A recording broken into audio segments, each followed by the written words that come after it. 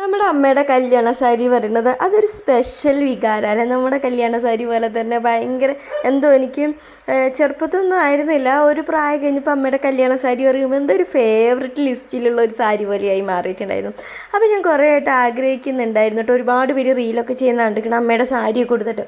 എനിക്ക് സാരിയൊന്നും അങ്ങനെ ഉടുക്കാനൊന്നും അത്ര അറിയത്തില്ല. വേറൊരാൾക്ക് ഉടുത്തു കൊടുക്കാൻ നല്ല വൃത്തിക്കാൻ അറിയാം, പക്ഷെ സ്വന്തം ഉടുക്കാൻ അറിയില്ല. അതാട്ടോ എൻ്റെ പ്രശ്നം.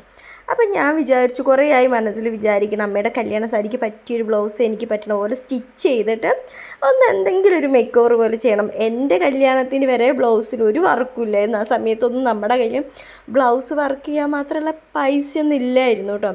അപ്പോൾ അതുകൊണ്ട് അങ്ങനെ വർക്കും കാര്യങ്ങളൊന്നും ചെയ്യാത്ത പ്ലെയിൻ ബ്ലൗസായിരുന്നു എൻ്റെത്.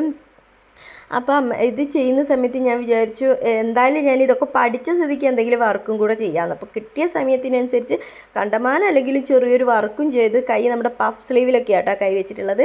ഇപ്പോൾ ഈ കാണിക്കാൻ പോകുന്നതാണ് കേട്ടോ അമ്മയുടെ കല്യാണ സാരി. കണ്ടില്ല എന്തൊരു ഭംഗിയാലേ. ശരിക്കും നമ്മുടെ കല്യാണ സാരീനേക്കാളും ഇരട്ടി ഭംഗി എനിക്കൊന്ന് പണ്ടുള്ള ആൾക്കാരുടെ ആ ഒരു ക്ലോത്തും പെട്ടെന്ന് ഉടുത്താൽ റെഡി ആവുകയും ചെയ്യും. നല്ലൊരു ക്ലോത്താട്ടോ. അപ്പോൾ ഞാൻ എന്ത് ചെയ്തത്, ആ സാരി കൊടുത്ത് വന്നിട്ടുണ്ട്. സാരി ഉടുക്കാൻ അറിയാത്ത ഞാൻ സാരി ഉടുത്തപ്പോൾ എങ്ങനെയോ അത് വൃത്തിയായിട്ടുണ്ട് കേട്ടോ. ശരിക്കും ആ സാരീൻ്റെ ഗുണം കൊണ്ടായിരിക്കും വൃത്തിയായതെന്ന് വിചാരിക്കുന്നത്. കാരണം എനിക്ക് സ്വന്തം എടുക്കുമ്പോൾ ആ വയറിൻ്റെ ഭാഗം ശരിയാവുകയല്ല. മോൾ ഭാഗം പിന്നെ കുഴപ്പമില്ല, വയറിൻ്റെ ഭാഗം എത്ര റെഡിയാക്കിയാലും റെഡി ആവത്തൊന്നുമില്ലായിരുന്നു കേട്ടോ. അപ്പം ഞാൻ സാരിയൊക്കെ ഉടുത്ത് വന്ന് ഫൗണ്ടേഷനൊക്കെ ഇട്ട് ഇങ്ങനെ ഓരോതായിട്ട് മേക്കപ്പ്, ഇങ്ങനെ എന്താ പറയുക, കണ്ടമാനം മേക്കപ്പ് യൂസ് ചെയ്യലില്ല. ഈ വീഡിയോയും യൂട്യൂബൊക്കെ തുടങ്ങിയതിന് ശേഷം ഫൗണ്ടേഷൻ യൂസ് ചെയ്യാൻ തുടങ്ങി. എനിക്ക് ഫൗണ്ടേഷൻ ഇഷ്ടമായിരുന്നു, മേക്കപ്പ് ഇടാൻ ഇഷ്ടമായിരുന്നു ചെറുപ്പം മുതലേ. പണ്ട് കുറച്ച് പൗഡർ ഇടും, ഒരു ഫെയർ ആൻഡ് ലവ്ലി ഇടും, കണ്ണിൽ കുറച്ച് ഐ ഷാഡോ ലിപ്സ്റ്റിക്ക് ഇടും. അതായിരുന്നു പണ്ടത്തെ മേക്കപ്പ് പറയുന്നത്. ഇപ്പോഴാണ് ഇങ്ങനെ ഓരോന്നായിട്ട് യൂസ് ചെയ്ത് പഠിക്കണം. അറിയില്ലായിരുന്നു ഇടാനറിഞ്ഞും ഇട്ടും പഠിച്ച് വരികയാണ്. ഓക്കെ, അപ്പോൾ നമ്മളെവിടെ എത്തി, ലിപ്സ്റ്റിക്കൊക്കെ ഇട്ട് പിന്നെ ഞാൻ പച്ചപ്പൊട്ട് ഇടണമെന്ന് ഫസ്റ്റ് വിചാരിച്ചു. പിന്നെ എനിക്ക് പച്ചപ്പൊട്ട് വലിയ ഇഷ്ടപ്പെട്ടില്ല. പിന്നെ ഞാൻ എന്താക്കി, ചുവന്ന പൊട്ടൻ ഇട്ടു. അത് കഴിഞ്ഞിട്ട് കുപ്പിവെള്ളം ഉണ്ടായിരുന്നു കേട്ടോ, റെഡും പച്ചയും ഞാൻ മേടിച്ച് വെച്ചു, കുറേ മുമ്പ് മേടിച്ച് വെച്ചായിരുന്നു. ഇപ്പോഴാണ് സത്യത്തിൽ ഇതിൻ്റെ വീഡിയോ ഒക്കെ എടുക്കാൻ പറ്റുന്നത്.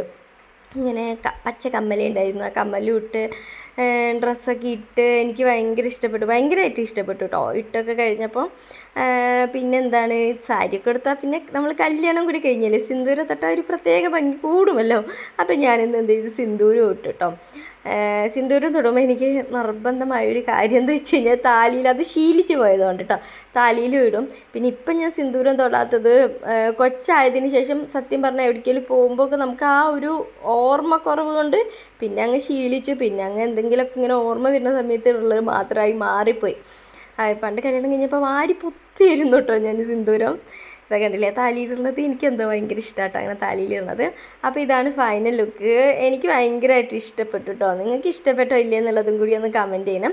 അപ്പോൾ നമ്മൾ അടുത്ത വീഡിയോ തൊട്ടിട്ട് ഇനി കുറച്ച് സ്റ്റിച്ചിങ് വീഡിയോയും കൂടി നമ്മുടെ യൂട്യൂബ് ചാനലിൽ അപ്ലോഡ് ചെയ്യണമെന്ന് വിചാരിക്കുന്നുണ്ട് കേട്ടോ. അപ്പോൾ വീഡിയോ ഫുള്ളും കണ്ടിട്ട് സപ്പോർട്ട് ചെയ്യാൻ മറക്കരുത്. അപ്പോൾ വേറൊരു വീഡിയോ ആയിട്ട് വരുന്നതായിരിക്കും. ടാറ്റാ.